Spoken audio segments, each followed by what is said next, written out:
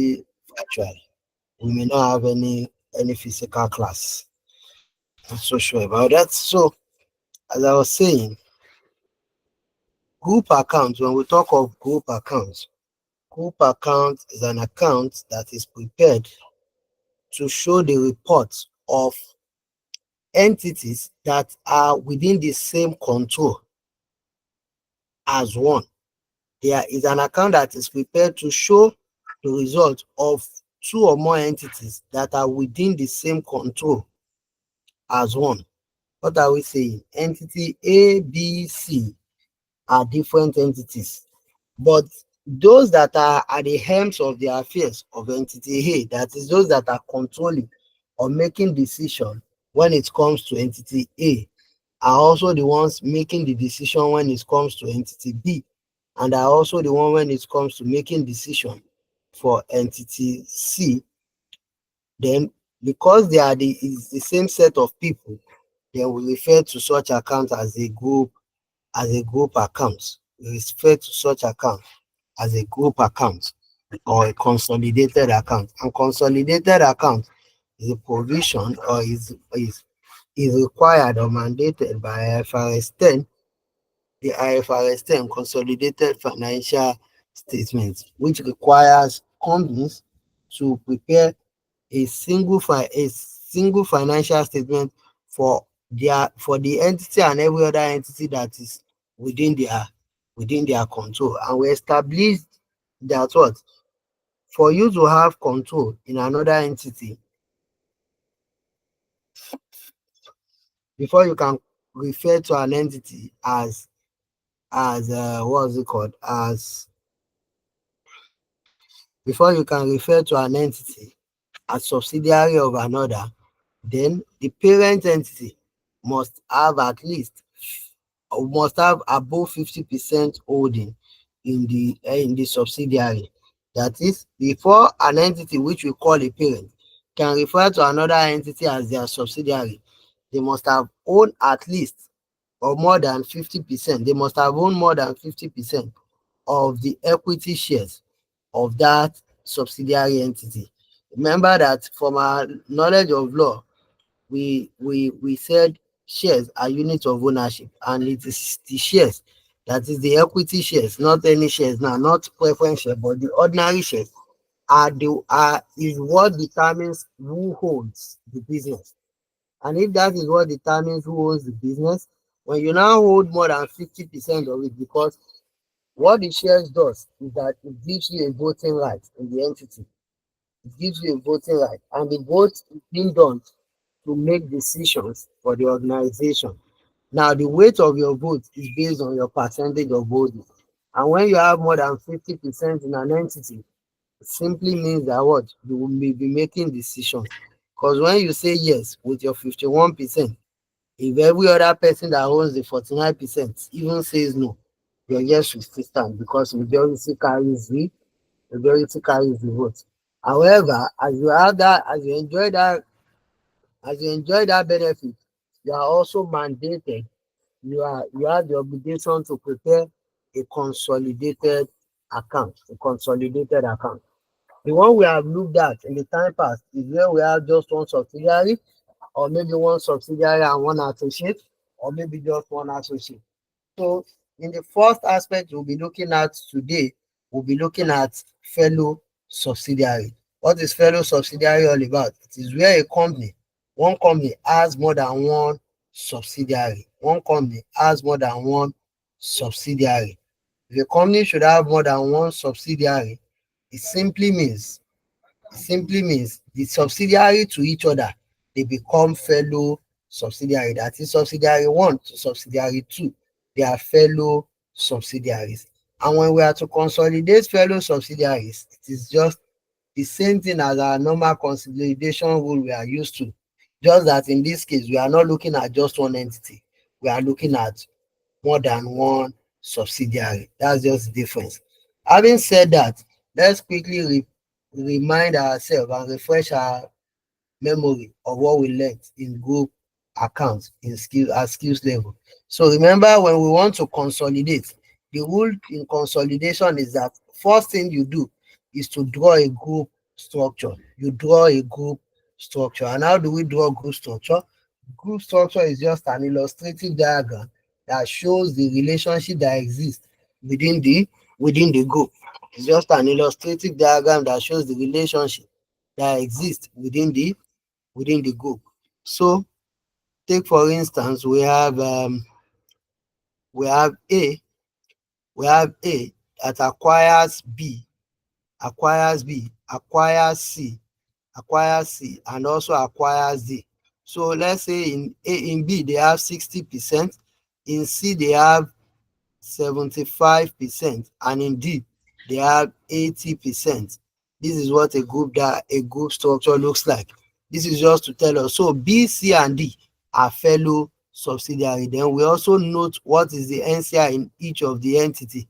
NCI in B will be 40%, NCI in C will be 25%, while NCI in D will be 20%.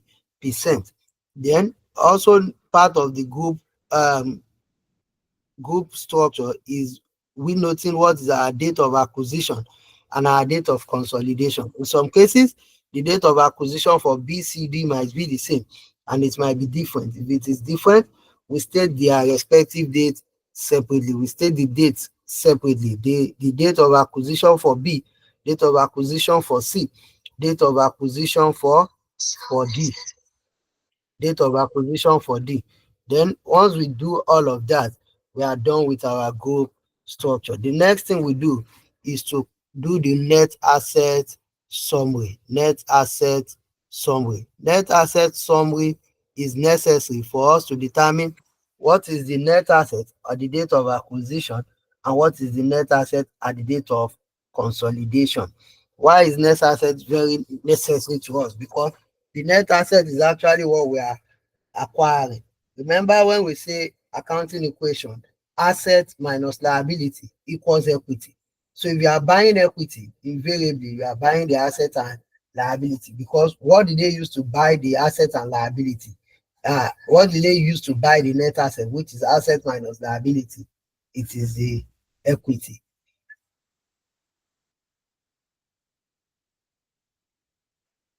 Okay, so we need the net asset summary for a lot to do in our calculation.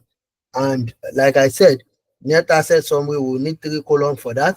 We need to determine what is the net asset on the date of acquisition, what is the net asset on the date of consolidation, and what is the post-acquisition earnings of the entity. What is the post-acquisition earnings of the entity?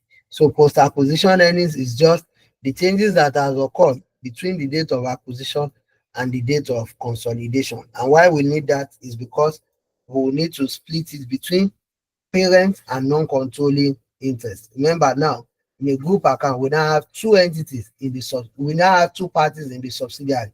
The parent company is the one that have bought the largest share, and the non-controlling interest, every other person that owns the minority share. So what do we now have?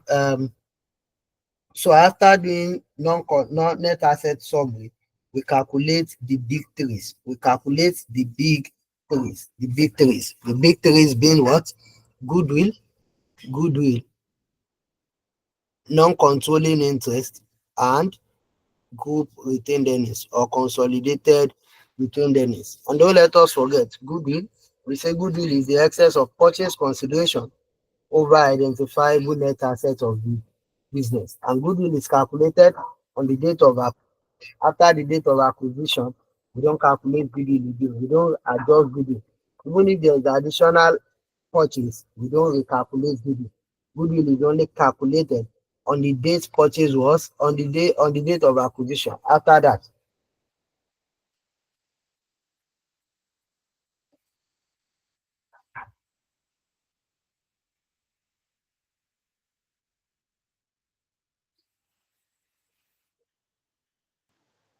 I can hear you. okay. Can you hear me now? Yes, sir. Yes, sir.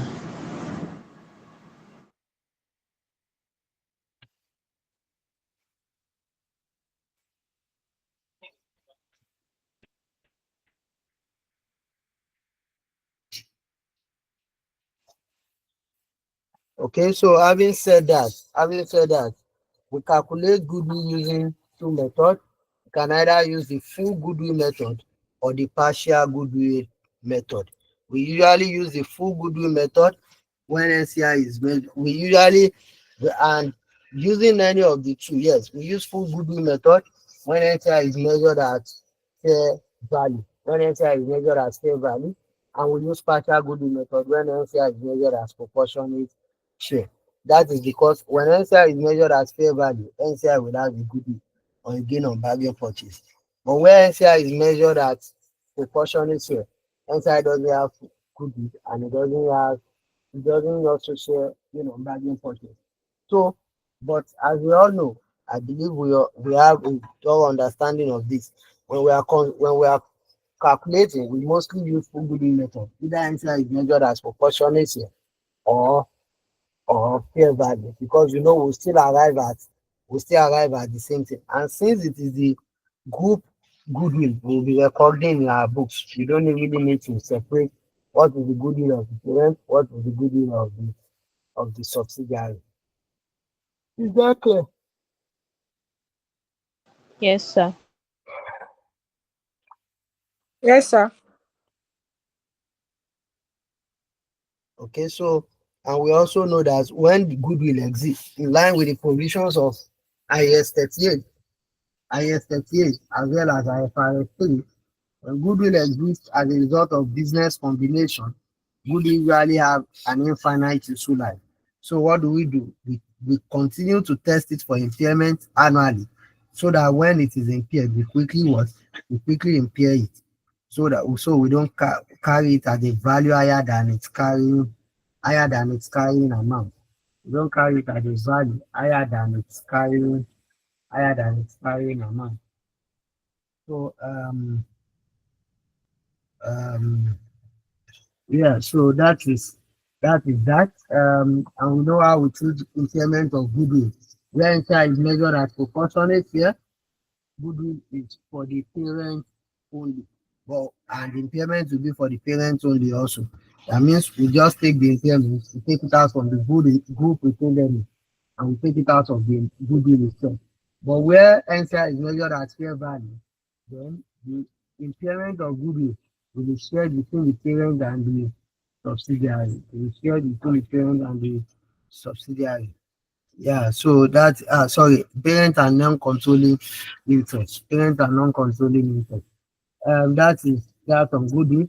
For NCI we use that to calculate what is the value of our NCI at the date of consolidation. And how do that work? We start with the value at the date of acquisition. We start with the value at the date of acquisition, and it will end on the date of graduation. It will end on the date of sorry, it will be end on the date of consolidation. It will end on the date of consolidation.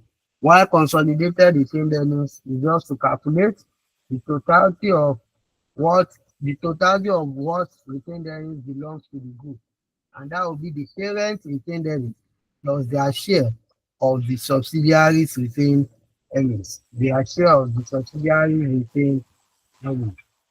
Subsidiary retained earnings. So that is that on that. But don't let us forget we have other group adjustments like calculation of purchase consideration. And remember, when we talk of calculation of purchase consideration, we basically have four types of purchase consideration. Can you guys hear me clearly? Yes. Okay. So when we talk of purchase consideration, we have four types of purchase consideration, which are what? One, the cash consideration. When we have cash consideration, in most cases it would have been recorded. It would have been recorded. So we don't usually have issues with cash consideration. The second one we have is the share exchange consideration. Share exchange consideration is share exchange consideration. Naturally, share exchange consideration is where we are selling out, where the parent is selling their own shares to finance the acquisition of the subsidiary shares, where the where the parent is selling their own shares to finance the acquisition of the subsidiaries share, to finance the acquisition of the subsidiaries share. So, um, sorry, okay. So, and most likely where there is share exchange consideration, it wouldn't have been recorded. In most cases, they wouldn't have recorded it. So, how do we now go ahead and record such acquisition? We just say we debit the investment account and credit the share capital and credit share premium if there is any on the sale of shares. Number next, um is deferred consideration. Deferred consideration is where where we are acquiring the business today. We are telling them we'll pay them later. So another the only issue that will arise as a result of deferred consideration is the fact that we now need to discount the future payment to today's thing. We need to discount what we are supposed to pay at the future date to today's thing. That's one. Number two is that even after discounting it and we recognize the cost, then we will now talk about how much is the this thing. Okay, that's that. Sorry, are we still together? Yes, sir. Okay, I think I've explained deferred consideration. So the next thing I'll be explaining is contingent deferred consideration. Contingent deferred consideration.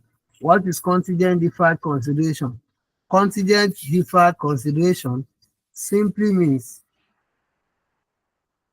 contingent deferred consideration simply means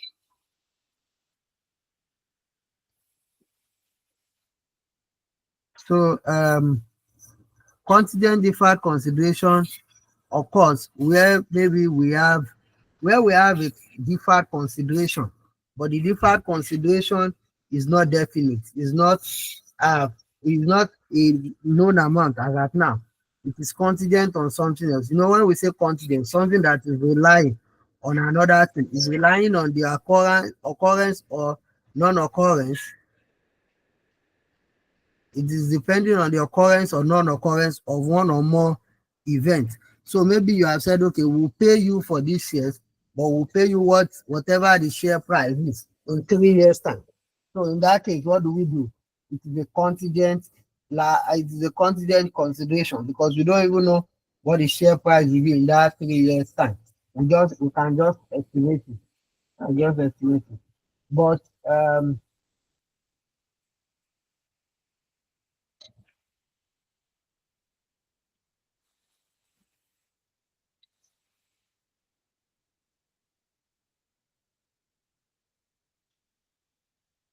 okay.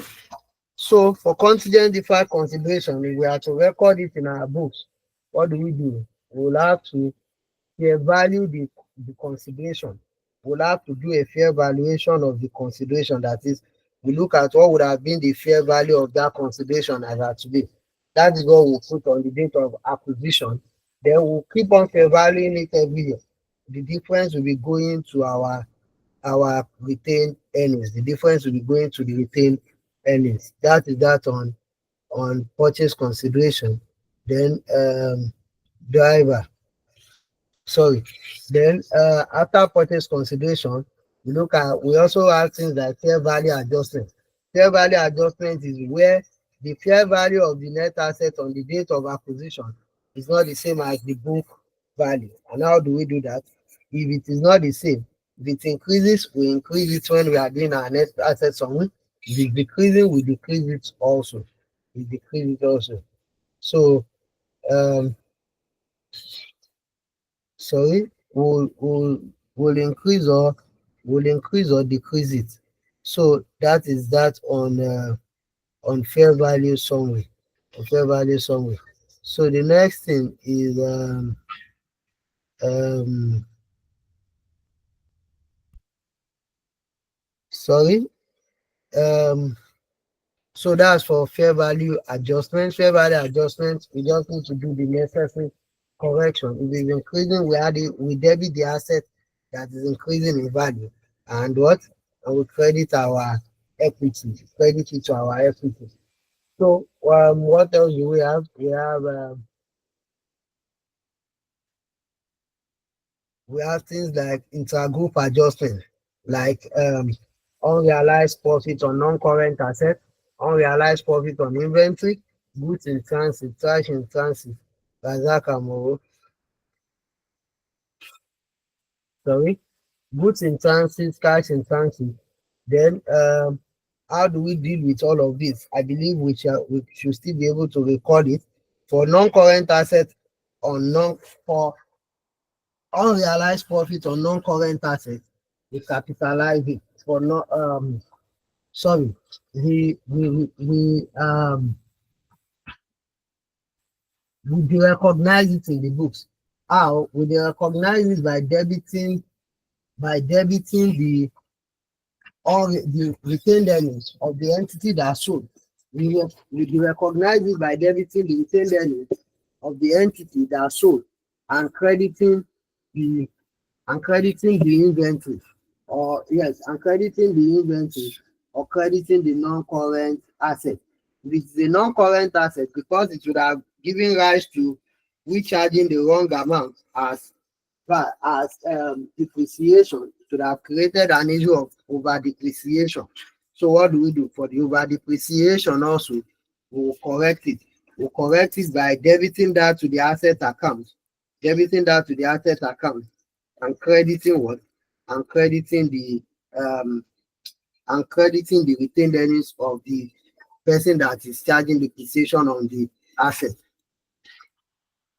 For unrealized profit on inventory, we just debit that to the retained earnings of the person that is selling, and we credit the consolidated inventory.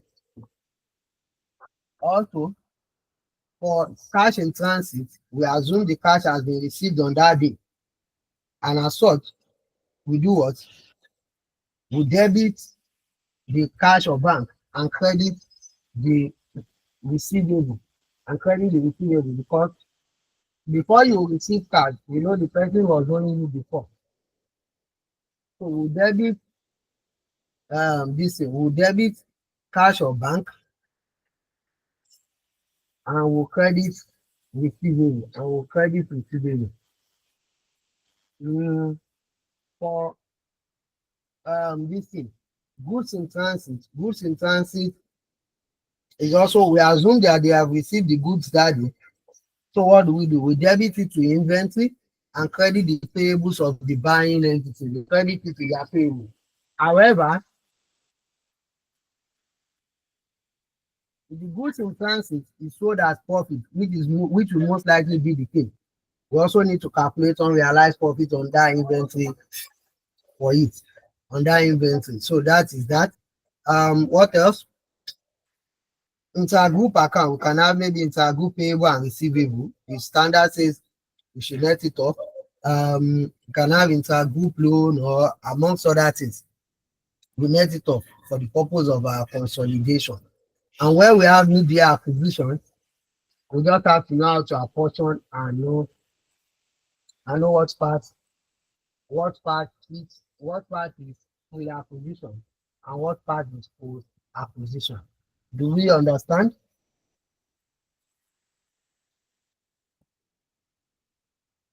Do we understand? Yes, sir.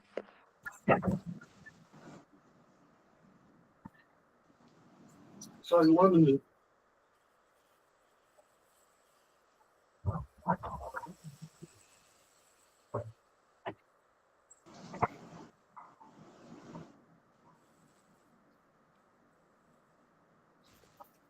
Okay. Sorry about that. You said there is no noise coming from my hand disturbing the class, right?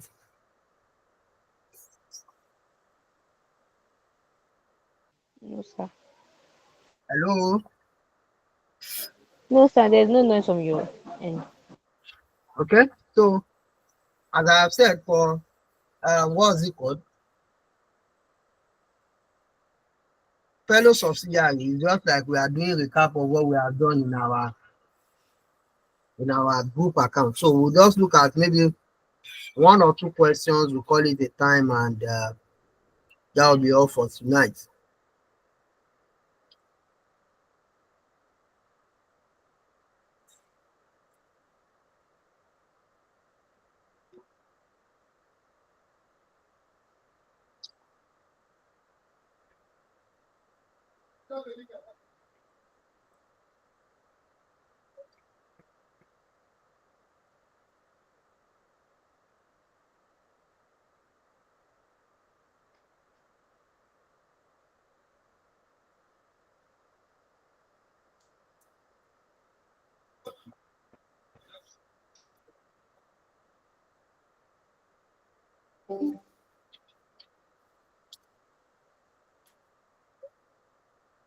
Okay, someone should read question one.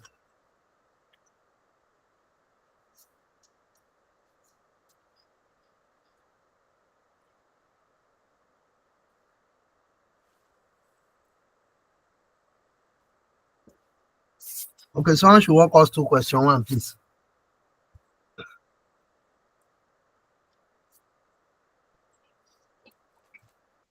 Did you send the material to the group?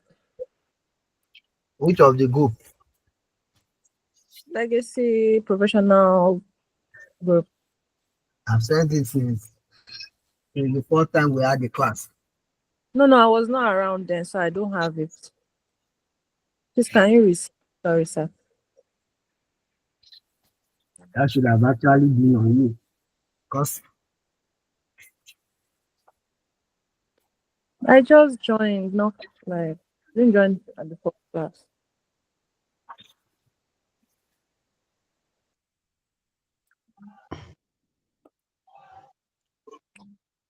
Same thing, yes, sir. This is my first time of joining your your your your class, sir. So I don't have the materials also, sir. Thank you. from Legacy,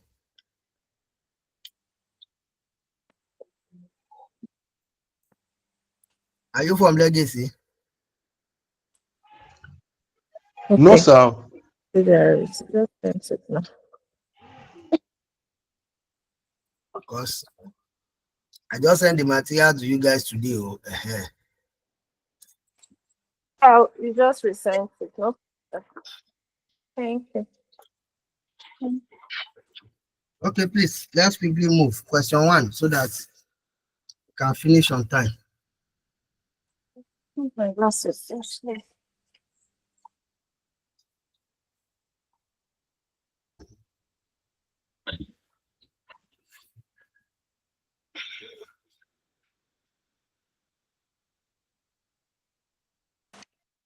Question one. Let's see. Okay, question one. Bagat PLC. Bagat PLC has two subsidiaries, Megat and Mingat, and one associate, Kagat. Since the adoption of IFRS by government, Bagat has been preparing its consolidated financial statements in accordance with the principles of International Financial Reporting Standard (IFRS). The draft statement of financial position of Bagat and its two subsidiaries as at 31st May 2013 are as follows. All figures. The following information is relevant to the preparation of the group financial statements. 1. On 1st June 2012, Bagat acquired 80% of the equity interest of Megat. On the date of acquisition, the retained earning of Megat was 2.72 billion and other components of equity were 80 million naira. There had been no issue, there had been no new issue of capital by Megat since the day of acquisition. The purchase consideration comprise cash of 6 billion naira, where, whereas the fair value of the identifiable net assets of Megat on this date was 8 billion naira. The excess of the fair value of the net asset is due to an increase in the value of non-depreciable land. An independent valuer has stated that the fair value of the non-controlling interest in Megat was 1.72 billion on 1st June 2012. It is the policy of Bagat to measure non-controlling interests on the basis of their proportionate share in the identifiable net assets of the acquired subsidiary and not at fair value in brackets full goodwill method. 2. Also on 1st June 2012, Bagat acquired 70% of the ordinary shares of Mingat. The consideration of the acquisition of these shares was 2.56 billion naira. Under the purchase agreement on 1st June 2012, Bagat is required to pay the former shareholders of Mingat 30% of the profits of Mingat on 31st May 2014 for each of the financial years to 31st May 2013 and 31st May 2014. The fair value of this arrangement was estimated at 120 million naira at 1st June 2012, and this value has not changed. The amount has not been included in the financial statements. 3. The fair okay, not even 3. The fair value of the identifiable net assets at 1st June 2012 of Mingat was 3.52 billion naira, and the retained earnings and other components of equity were 1.1 billion and 140 million naira respectively. There has been no new issue of share capital by Mingat since the date of acquisition, and the excess of the fair value of the net asset is due to an increase in the value of property, plant, and equipment (PPE). The fair value of the non-controlling interest in Mingat was 1.06 billion on this date. PPE is depreciated on a straight line basis over 7 years. Finally, Bagat acquired 25% interest in Kagat PLC on 1st June 2012 for 400 million naira, achieving significant influence over the company in its financial and operating policy decisions. Kagat PLC's retained earnings for the year 31st May 2013 was 200 million naira. Included in the trade receivables of Bagat at 31st May 2013 is a receivable from Magat of 30 million naira. Unknown to Magat, unknown to Bagat, Megat has paid this amount through a bank transfer by the close of work on 31st May 2013, but it had not yet been reflected in the bank statements of Bagat. Megat had already passed accounting entries to reflect these transactions. Goodwill arising on this purchase of Mingat was tested for impairment on 31st May 2013, and this provided evidence of impairment to the tune of 36 million naira. No accounting entries have been passed to reflect this impairment. Required, prepare a consolidated financial position. Okay, prepare a consolidated statement of financial position as at 31st May 2013 for the Bagat Group. Okay, thank you very much for that. Can we see the writing?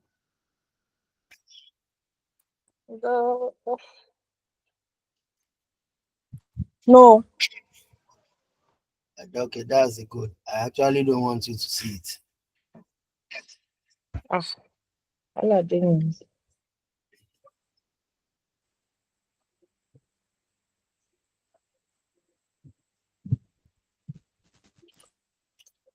Okay,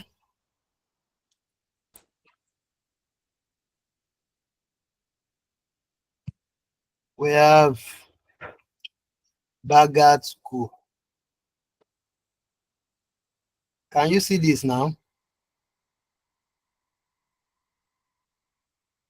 So in Bagat Group, we have Bagat, which acquires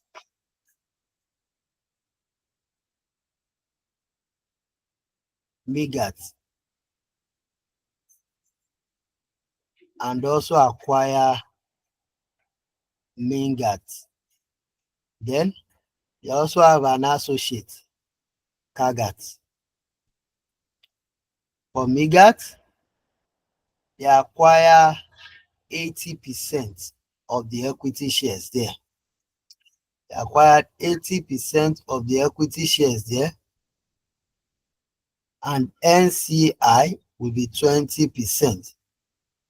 For Mingat, they acquire 70% shares, and NCI will be 30%. For Kagat, Kagat is an associate, so what they only have there is 25%. Migat and Mingat are fellow subsidiary. The date of acquisition for Migat is 1 June 2012. The date of acquisition for Mingat is also 1 June 2012, and the date of acquisition for Kagat is still 1 June 2012. So the date of acquisition, we can just put one there, 1 June 2012, and the date of consolidation, which is the date in which we are preparing the financial statement for, is the consolidated accounts for is 31 May 2013. That is exactly 1 year after the acquisition. Exactly 1 year after the acquisition. Having done that, that is number one. Note two. Best way to go about it before we go to the normal group adjustment is to treat all of the information we've been given here.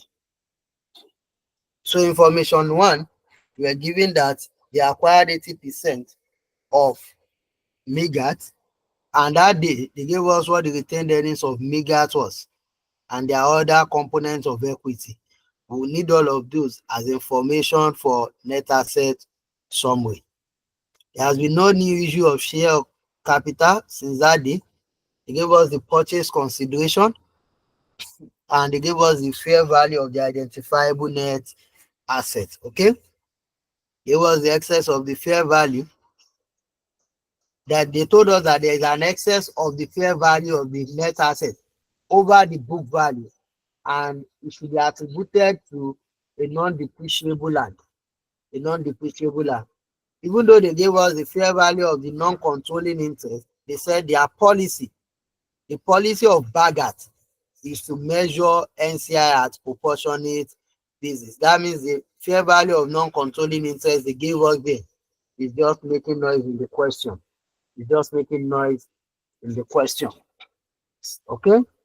Then we also have what? So we don't really have any adjustment to make there yet. We don't have adjustment to make there yet. So we'll leave that for now.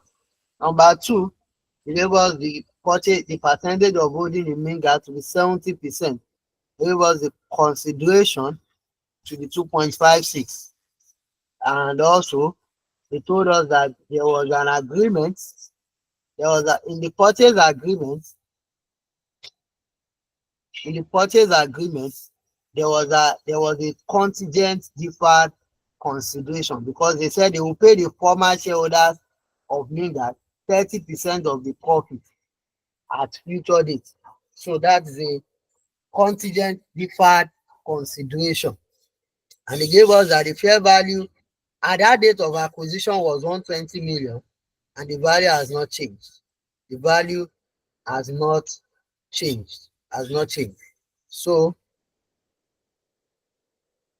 the value has not changed, and this amount has not been included in the financial.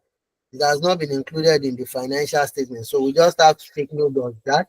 We have to now recognize it in the financial statement.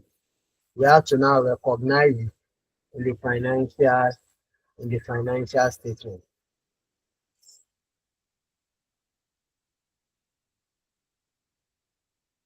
So we can just note it here, since they told us it hasn't been recorded, and we can also confirm that if you come to the SOPL, SOFP, you will see that investment in Migat is 6 million, which is the purchase consideration they gave us for Migat. But for Migat, what we have there is 2,560,000. And with that being said, that is this consideration they gave us here. This consideration they give us there. If they did not tell me this hasn't been recorded, I would have assumed this 120 million is part of it.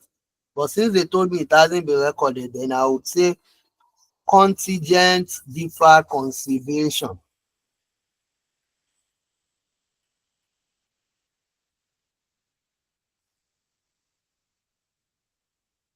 at fair value is what? 120 million. And the double entry for that will be to debit investment in Mingat, and credit what? And credit what? Will credit it to contingent deferred consideration. Contingent deferred consideration. Sorry, That sir. will be one of the liabilities in our consolidated account and even in the separate financial statement of baggers. Go on with your question. Please, why is it a contingent deferred consideration? What did you define? First thing first, you agree with me that it is a deferred consideration because they acquired since 1st June 2012, but they will be paying that money. They will be paying that money um, on 31 May 2014. Right or right? Yes, sir. So if they are not paying on the date they are acquiring, that is a contingent consideration. That is a deferred consideration, right? Yes, yes, because they are not paying. Yes. Uh-huh. Now, Oh. if aside that, the amount they are now to pay is not determined yet, is not fixed yet. What they said they will give them is 30% of the profit they make between at the end of 2013 and 2014. And we cannot state for a fact that this is the profit they will make. So that means the consideration is depending on whatever profit they make. That's why we call it contingent deferred consideration. Is it clear? Yes, but they said the consideration for the acquisition of this share was 2.56 billion. Yes, sir. Yes, ma'am. That was why I said, and even they did not put this last clause here, that this amount has not been included in the financial statement. I would have assumed, that yes, so the what is it called? The 120 million is already part of the 2.56 billion. But look at what they told us. Despite telling us that the consideration for the acquisition is 2.56 billion, they still gave us that contingent deferred consideration, and they told us it hasn't been recognized. If it hasn't been recorded, that means they did not recognize the consideration in full because the Mm. 2.56 has already been recognized. Oh, That was yes. what I said. Let's come back to the statement of financial position and see what they recognize for it. They've already recognized 2.56. Mm. When they've already recognized 2.56, how come they are telling us they haven't recognized that contingent deferred consideration? It simply means the consideration is still remaining. And like I said when I was introducing and explaining, the consideration we would have recognized in most cases is only the cash consideration. Share exchange, share exchange, deferred consideration, contingent deferred consideration. Examiner usually leaves it for students to recognize, to record, so that they can test their understanding of those Oh, purchase consideration. Is it clear? yes, sir. But even if they give us any of those ones and they tell us it has been recorded, no problem. Don't fight them over it. You don't fight in exam or just agree that they have what they have they have recognized it. But you go to the account and check what they said they recognize if they have actually what recognized it truly. So that. So they gave us the fair value of the identifiable net asset and uh and the retained earnings and other components of equity.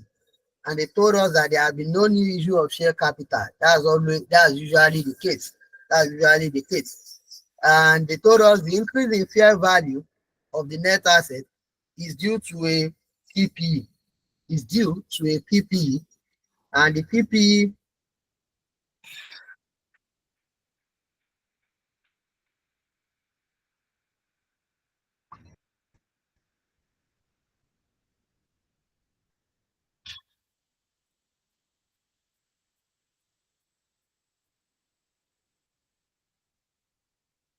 and the PPE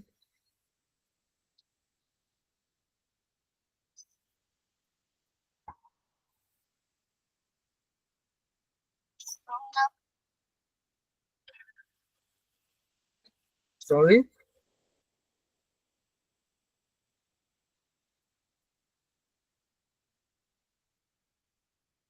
and the PPE so the PPE they gave us that the fair value of sorry they said it's due to an increase in PPE, and the PPE has a straight line, is depreciated on straight line basis over 7 years.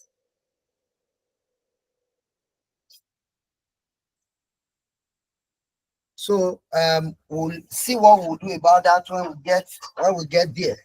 When we get there. But they gave us the fair value of their non-controlling interest also. They gave us the fair value of their non-controlling interest. But since they already told us here that it is the policy of Bagat to measure NCI the proportionate of the identifiable net asset, we'll still use this thing. We'll still use proportionate share for it. We'll still use proportionate share for it. So they told us that what? They acquire 25% interest in their associate for this amount, and they gave us retained earnings for the year to be 200 million. We'll come back to that. We'll come back to that.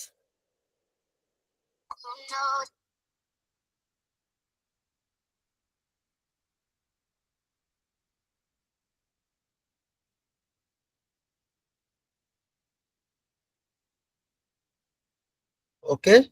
So they now told us that included in the trade receivables of Bagat, included in the trade receivables of Bagat at 31 May 2013 is a receivable from Migat of 30 million. Of 30 million. So what does that mean? We have intra-group, intra-group,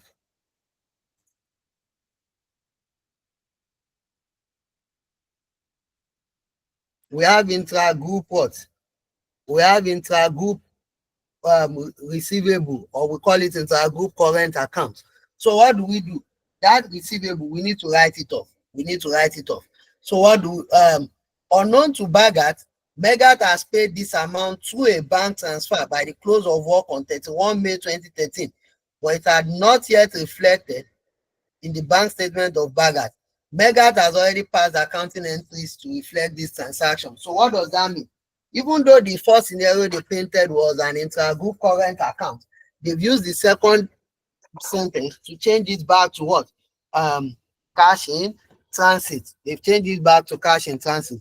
So we can come here, note 3, cash in transit. Cash in transit. Cash in transit, how much? 30 million. 30 million. And the double entry for that now, because Megat has already recognized that transaction, it is Bagat that is here to recognize it. What do we now do? We'll debit the cash or bank for Bagat have, yes, to show that Bagat has received, and credit what? And credit their receivable. They will no longer have that money as a receivable since the money has been paid. Since the money has been paid. But let's assume what they said Megat paid was not the whole 30 million. Let's say they've only paid 20 million. We'll treat the 20 million as cash in transit, and we'll treat the remaining 10 million. We'll treat the remaining 10 million as what? As we'll treat the remaining 10 million as intergroup current account. As intergroup current account.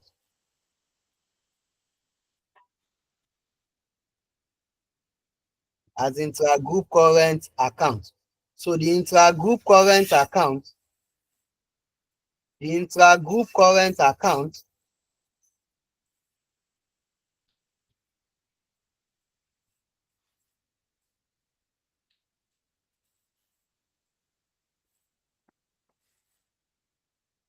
the intragroup current account the intragroup current account will now be debit payables with the 10 million, credit receivables, but we don't have that here. So we go to number next.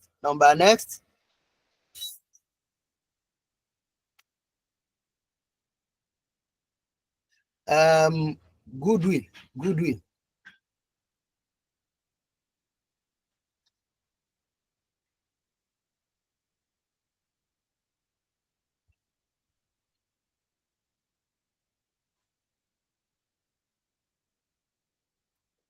Number next, we have what? So for the goodwill, we don't know yet. They told us that goodwill arising on Mingat was tested for impairment, and this provided evidence of impairment to the tune of 36 million. That means um, um, Mingat has impairment of 36 million, but they said no accounting entries has been passed to reflect that impairment. So we'll pass the accounting entry for the impairment. We'll pass the accounting entries for the impairment. So having dealt with all of those information, we can now go to the group adjustment, the normal group adjustment. We start with the net asset summary. We start with the net asset summary. So in our net asset summary, what do we have? We'll have a section for MIGAT, and we'll have another section for MIGAT. MIGAT and MIGAT. MIGAT and MIGAT. So we'll have for MIGAT, we'll have DOA, we'll have DOC, and we'll have PAE. Postal date of acquisition, date of consolidation, and post-acquisition earnings. DOA, DOC, and PAE. PAE. So what do we have? Share capital. Ordinary share capital, like we always say, like I said earlier, the net asset is equivalent to the equity. So we use equity in measuring net assets. So we start with the share capital, ordinary share capital. For MIGAT, it is 4,400.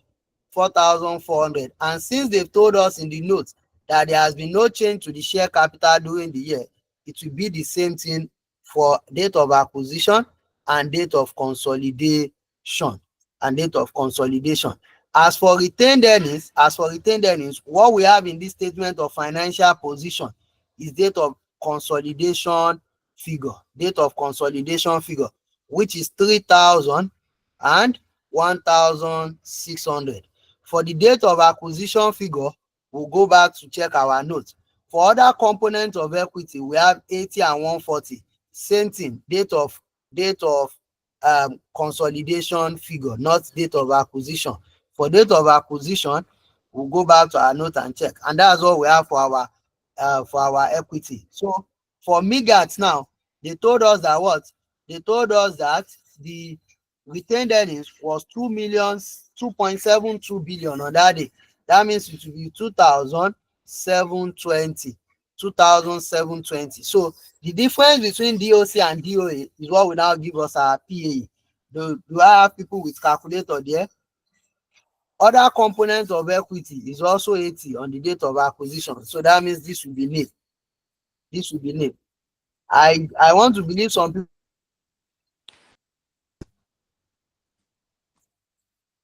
For MIGAT, the retained earnings, that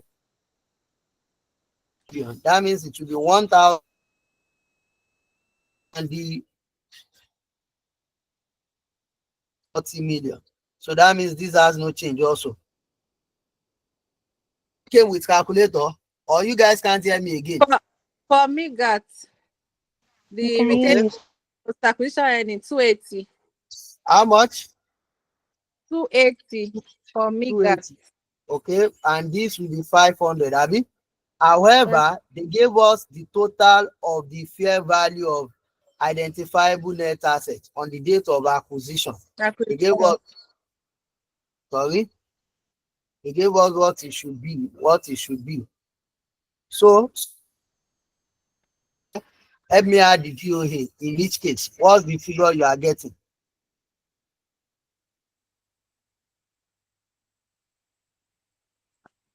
This one. 7,000 DOA for Migas. What do you say? DOA for Migas 7,200. Without DOA. 7,200.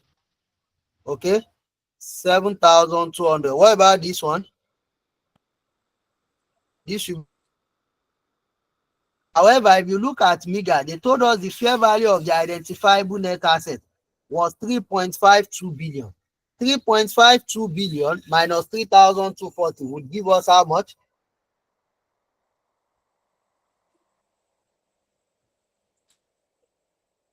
280. 280. 280. Okay. So that means there is a fair value adjustment, a fair Yes. value adjustment, which is a surplus of 280. But don't You're right. forget, they told us that that excess, the excess of the fair value, is due to an increase in a PPE, 280. However, the PPE is to be depreciated on a straight line basis over 7 years. That means they would have depreciated it. That means they would have depreciated it for the year using the book value instead of them to use what? Instead of them to use the fair value. And for us to now use the fair value, what we'll now do is what? We'll now recognize an additional depreciation on that figure. So 280 divided by 7 years. Let me do it this way so that we can be clear. So because the PPE is depreciable, we'll now say note 5. Note 5. Additional depreciation on fair value surplus of PPE. Of PPE. The PPE of who? Mingat. Of Mingat. It will be what? The 280 divided by the 7 years. Then what is our post-acquisition period? It's just 1 year. So what will that give us? That should give us 40 years. Abi? 40. 40. Abi? 40 million. Yes. The double entry for that will now be to debit what? To debit Okay. retained earnings, of Mingat, and credit what? Credit PPE. Because for the fair value surplus itself, fair value adjustment surplus of 280 million, the double entry would have passed is to debit the PPE of Mingat and credit what? And credit their Yes. revaluation surplus or retained earnings. Are we getting it? So the additional depreciation, sorry, this 280 will also be at the date of consolidation. The fair value has not changed, but the additional depreciation will now come here, negative 40, negative 40. So I think with that, we are done with Mingat. Then let's go to Migat. Please give me the total of each of these column. For You didn't put Mingat, that negative. yeah, sorry, thank you. So we come back to Migat. They told us the fair value of his own net assets was what? Was 8 billion. 8 billion. And what did we calculate? Sorry, I've cleaned it. We calculated 7 billion something something. 7,200.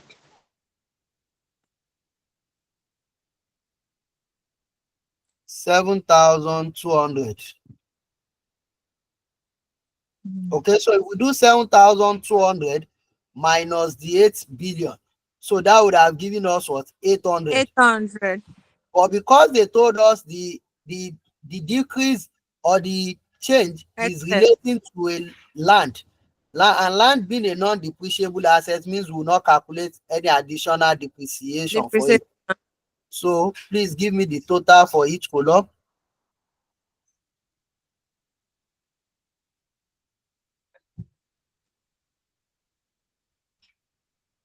Please always confirm my figure.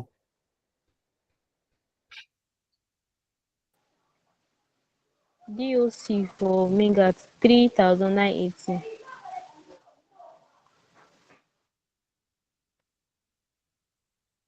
And PAE is 460.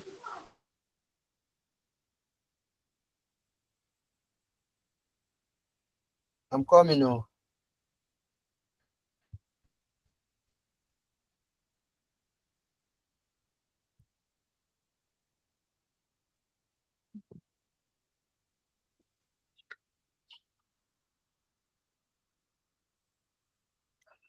Okay, sorry, what do you call it?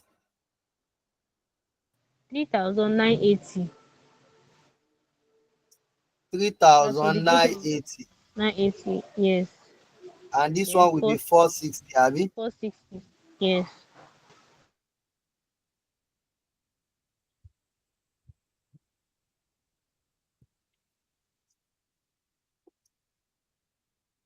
Okay, so that is That is that. Note 6.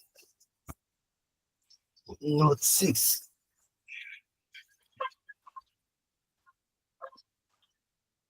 Note 6. Yeah. So having done the net asset summary, the next thing we should be going to is calculation of goodwill. Calculation of goodwill. Sir, will you allow us to write at some point? Right, Ike. God forbid bad thing. You are here to learn, not to write. So don't worry. The page where I'm writing, I will share it with you. I mean, this page where I'm doing my writing, I'll send it you. I will send it to you after the class. So if you Okay. want to write from there, you can write from there. And if you don't want, you can just print it out. It is printable. So that is that. So for goodwill, we have what? Sir, Um, what do you can you say? use a black color? We can't really see. Ah, you can't really see, and you did not touch And since. black. Black. Why do I want to use black? I want to flex my muscle. It's not easy to have different colors. Okay, let's see. Goodwill. What is goodwill? We have for Migat again, Abby. But I think this is better now, right? Yes, sir. Yes. Uh-huh. So for Migat and Mingat, we will have what? The purchase consideration. Purchase consideration. And what is the purchase consideration? The purchase consideration will be what? For me, that. For Migat, they said it is 6 billion, Abby. They said it is 6 billion.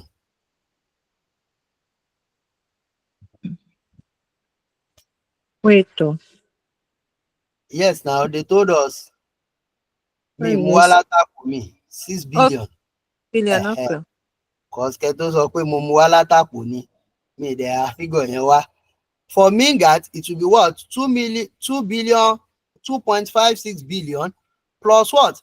Plus the 120. 100. Remember that one hasn't been included. So that will give us a total of how much? 2 billion 680 million. 680 million. Then we have what? We have NCI. But remember that we have been told that NCI is to be the baggage group. Their policy is to measure NCI as proportionate share and not at fair value, and not at fair value, and not at fair value. So what do? We'll just use what? We'll just use 30%. proportionate to measure the NCI. We'll use proportionate share to measure the NCI.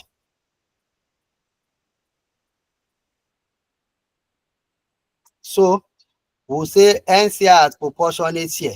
For Migat, it will be 20%, Abi? Is it 20% based on Yeah. our 20% and Yes. 30%? So it will be 20% of 8,000, and that will give us how much? While for Mingat, it will be 30% of 3,520. Figure. So are they both share of 1,000. proportion? Huh? Are they both share of proportionate? Yes, they will both. That is the policy of the parents. It is Oh, parents that okay. determine the policy, not The the policy. subsidiary. Mhm. Okay. That's why they say it's policy of Bagat, not policy of Migat or Me Mingat. got. Mhm. Okay. Figure 1,600. Then the other one is 1,056. 1,056. 1056. So if that is the case, then we now less fair value of net asset. We less fair value of net asset. So what do? Fair value of net asset will be 8,000 for this one, then 3,520 for this. So what will be our goodwill at acquisition? Goodwill at acquisition. Goodwill at acquisition will be 6 million minus. This will be 400 negative, Abi. we call that gain on bargain purchase. Gain on bargain purchase. Gain on bargain purchase. The negative. Then for this one, it will be how much? 216. 216. 216.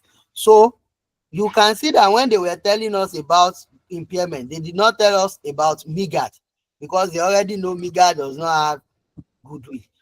So we now less impairment. Impairment was only for what's the name? For MIGAT. So we'll take impairment here will be nil, but impairment for MIGAT, they said the impairment is 36. So if the impairment is 36, what will now be the goodwill at consolidation? Now be 216 minus 36. So mean that it will be 180. 180. 180. So we can now go to NCI. NCI. So for NCI, we will now have what? For NCI, we will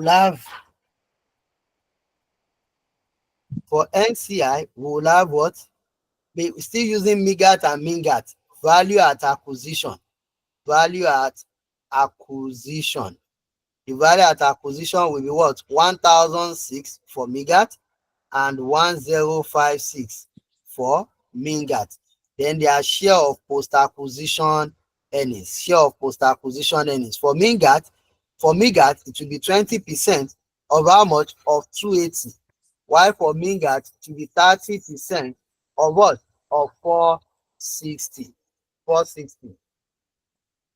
So I think this will be 138, Abby. Why this will be what? 56. So they cannot share impairment because NCI was measured as proportionate share. So that means we'll just get their value. What are their values? 1694, Abby, Hmm. and 1656. Having said that, I think the next thing will be the next thing should be group retained earnings. Group retained earnings. Consolidated retained earnings. Now, note, okay, let me get there before I say it. So the Consolidated second one is 1194, not 1694. 1194. Thank you. Don't mind me. That's why I say always verify my figures because at times my head will be doing overeating. So we have Baggat retained earnings is what? Baggat retained earnings is how much? So we go back to the account. Baggat retained earnings is what? 4,800. 4,800. Now, I would like to make some clarification. 4,800. Now, I use this post-acquisition earnings directly because the other component of equity has no change post-acquisition. Had it been there was post-acquisition for other components of equity, I would have separated post-acquisition retained earnings from post-acquisition other components of equity because there are two different line items on the FS. So I have to account for it separately. So as I'm calculating consolidated retained earnings, I would also be calculating consolidated other components of equity, but it's just the same format. Anything that will go to our consolidated other components of equity will just be the parent own plus their share in the subsidiary own. That's all. Plus their share in the subsidiary own. That's all. We don't really have much issue. So having said that, another thing I wanted to make us know is that this contingent deferred consideration, had it been there has been changes to it, as it was 120 on that date, on the date of acquisition. Let's say it is now 150. There has been an increase of 32.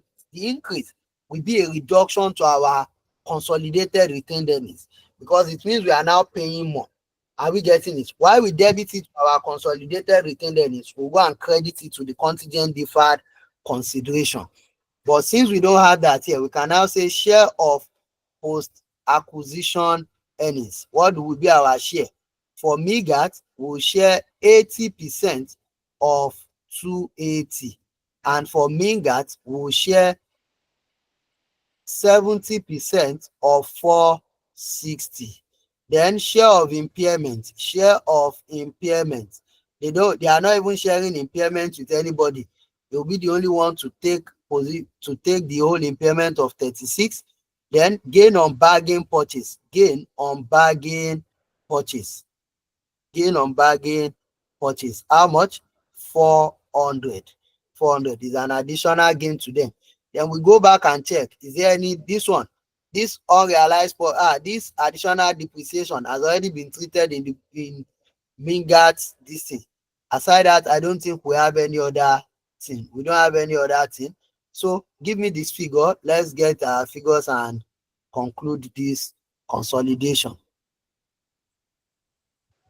Figure 224 and 322 for the share of post acquisition earnings 224 and and 322. 322. 322. So please give me the summation.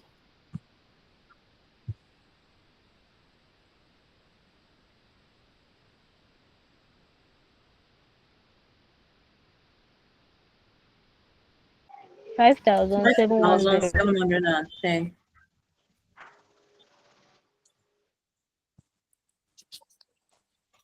I'm coming.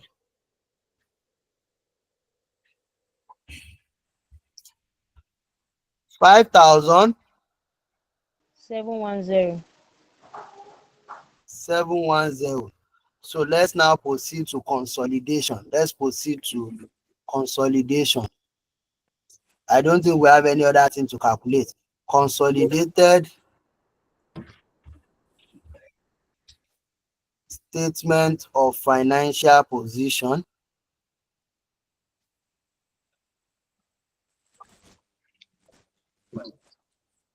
as at 31 December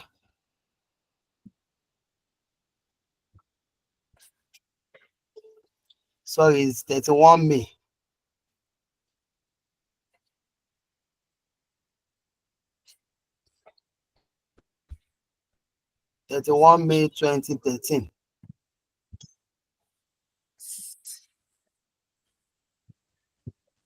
So we have naira in million assets. So under our assets, we have non-current assets. For our non-current assets, we have plants. Plants, which is what? 5,300 plus 4,600 plus 3,220. Child. Ladies and gentlemen, we just make a serious blunder. We omitted note 4 totally. We did not even do as if it exists. And we have an associate. So the associate we have, in line with IS 28, investment in associate and joint venture, we are supposed to value our investment in associates using the equity method. So we'll say investment in associates. The cost or the purchase consideration. How much did they say we bought it? We bought it for 400 million. Then we'll bring our share of the profit, share of post-acquisition earnings. So what will be our share of the post-acquisition earnings? So they did not give us the whole information, but they've told us that what? They told us that the profit they make during the year was 200 million. And since we just bought it at the beginning of the year, and we are consolidating at the end of the year, all we'll be entitled to is what they make during the year. So our share of their profit will be what? 25%, which is our percentage of holding of the 200 million they made. How much is that? That will be 50, right? 50. Yes. Yes. That will be 50. So we say 50. Aside that, we don't have any other thing. So that means that should be 450. That should be 450. But that would also have impact our consolidated retained earnings. The share of the associates profit is one of those things we are supposed to bring there. It's one of those things we are supposed to bring there. So we'll say associate, target, they will take 25% of 200, which is 50, Then we can now say impairment, which is 36. So please help me just, I think we have 5,710 before, Abi. Yes. So it should be 5,760. Help me confirm that. Okay, so we have what? We have the asset. We've added the three, but remember there was a fair value increase on Migat's property, on Migat's land of 800. There's a 280 surplus for Migat plant, which is 280, and there was an additional depreciation of 40. Let me just Mm. show you. For the 800 is an addition to our asset, Abi. Our asset is increasing. For the Yes. 2, our asset is increasing also. That's why we Yes. say it's PPE. For the additional depreciation is to reduce our assets. That's why we are saying credit PPE. That is all what we have done. Those are the So, adjustments that is sorry, coming sir, to. to cut you short. Sorry, the investment in associates. Yes. Sorry, I'm kind of like, I don't know. We did not do equity adjustment because there is no control, have you? Equity adjustment. What do you mean by equity adjustment? Or maybe I'm mixing something up. I don't know. Sorry. What do you mean by equity adjustment? Do you mean we did Because not do our net last asset class, summary? Huh? our last, sir, our last class, there was a point where we did we thought we did equity adjust. You know, Okay, in that one this is up. case, Oh, that's one. Sorry. okay, There's but in another thing is, in this case they did not give us the whole financial statement for the associate. They just gave us what we need and we move on with that. all right. And even they did not give us this profit for the year, they now give us the entire financial statement. I will now need to do net asset summary to calculate the post acquisition earnings. But all I need at the end of the day is just to share the post acquisition earnings, and they've made it simpler for us here. They Is just that gave correct? us. So, Yes, they've given us the figure. So what do we have as the figure for plants? Figure for plants. All of those investments, because they are all investments in subsidiary and associates, they will no longer come, to play. We'll now take what? We'll now take what is it called? We'll now bring, instead of those ones, we'll say investment in associate. Investment in associate. How much? Investment in associate 450. Goodwill. Goodwill. When we did our goodwill computation, it was remaining what? 180. 180. Then we can now say invest available for sale investment. Available for sale investment. So that will be what? 1020 plus 120 plus 100. So that will be what? 1240, Abi. mm, Help me confirm all of these figures. Then mm. current assets. Current assets. We have Invent two inventory. We have that to be 2,700 plus 1,100 plus 1,460. There was no adjustment to inventory. So trade receivables. Trade receivables. We have okay. what? 1,820 plus 900 plus 640. But don't forget, there was an intergroup, a cash in transit that will make us credit receivables by 30 million. So we'll Yes. come, credit to receivable is a reduction. So we'll do minus 30. Minus 30. Then we have what? We have cash and cash equivalent. Equivalent. Cash equivalent, which is how much? 2040, 2040 plus 2000 plus 160. But the cash in transit is an addition to our cash. So we'll add it. We'll add it 2040.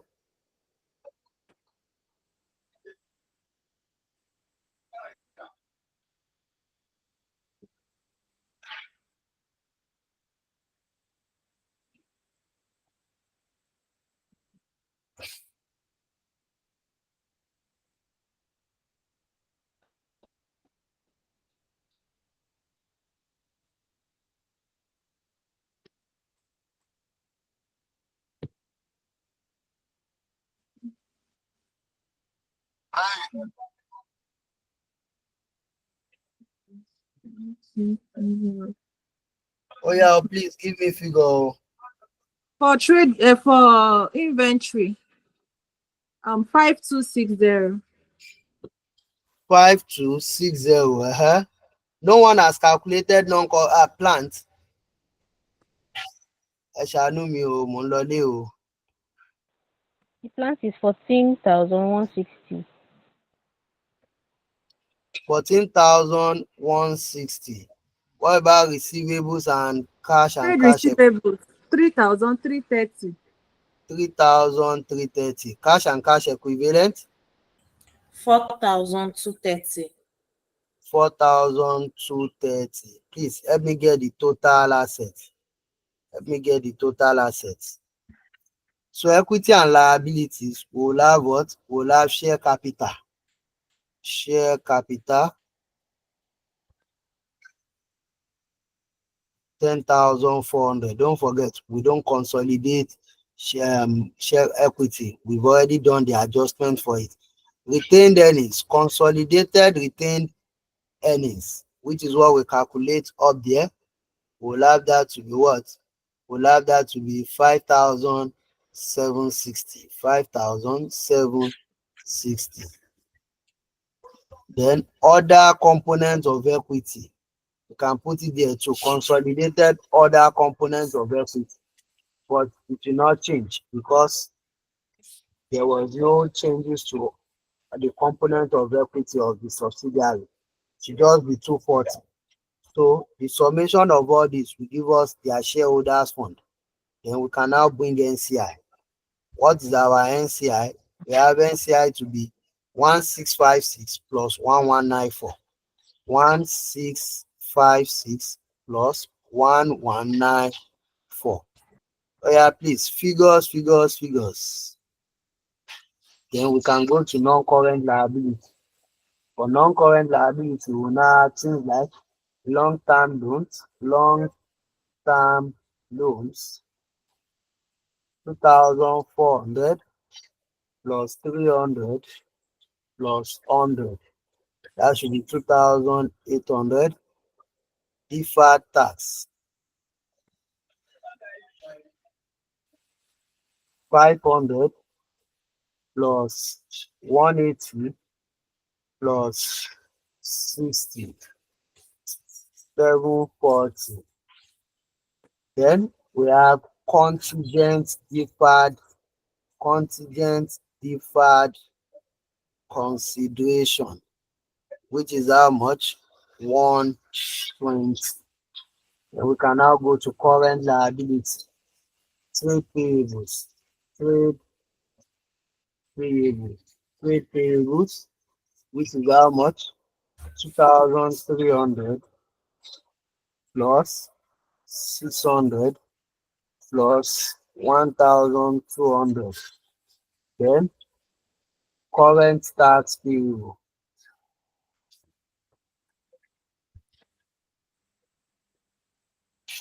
1,002 plus 160 plus 480 plus 480.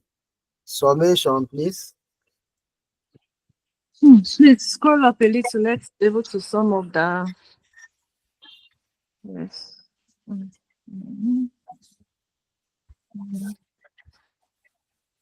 Oh yeah, please. We bought the Total assets calculator for a 28. reason.